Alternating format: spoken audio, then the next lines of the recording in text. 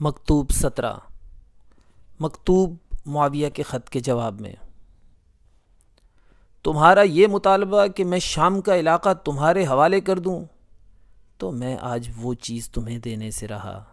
کہ جس سے کل انکار کر چکا ہوں، اور تمہارا یہ کہنا کہ جنگ نے عرب کو کھا ڈالا ہے اور آخری سانسوں کے علاوہ اس میں کچھ نہیں رہا، تو تمہیں معلوم ہونا چاہیے جسے حق نے کھایا ہے وہ جنت کو سدھارا ہے، اور جسے باطل نے لقمہ بنایا ہے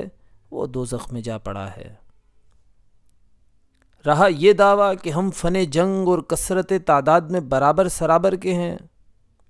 تو یاد رکھو تم شک میں اتنے سرگرم عمل نہیں ہو سکتے جتنا میں یقین پر قائم رہ سکتا ہوں، اور اہل شام دنیا پر اتنے مر مٹے ہوئے نہیں جتنا اہل عراق آخرت پر جان دینے والے ہیں۔ تمہارا یہ کہنا کہ ہم عبد مناف کی اولاد ہیں تو ہم بھی ایسے ہی ہیں، مگر امیہ ہاشم کے، حرب عبد المطلب کے اور ابو سفیان ابو طالب کے برابر نہیں ہیں۔ فتح مکہ کے بعد چھوڑ دیا جانے والا مہاجر کا ہم مرتبہ نہیں، اور الگ سے نتھی کیا ہوا روشن و پاکیزہ نسبت والے کی مانند نہیں، اور غلط کار حق کے پرستار کا ہم پلہ نہیں، اور منافق مومن کا ہم درجہ نہیں ہے۔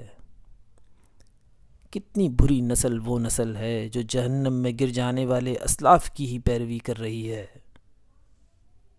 پھر اس کے بعد ہمیں نبوت کا بھی شرف حاصل ہے کہ جس کے ذریعے ہم نے طاقتور کو کمزور اور پست کو بلند و بالا کر دیا، اور جب اللہ نے عرب کو اپنے دین میں جوگ در جوگ داخل کیا اور امت اپنی خوشی سے یا ناخوشی سے اسلام لے آئی، تو تم وہ لوگ تھے کہ جو لالچ اور ڈر سے اسلام لائے، اس وقت کہ جب سبقت کرنے والے سبقت حاصل کر چکے تھے، اور مہاجرین اولین فضل و شرف کو لے جا چکے تھے۔ سنو، شیطان کا اپنے میں ساجہ نہ رکھو اور نہ اسے اپنے اوپر چھا جانے دو۔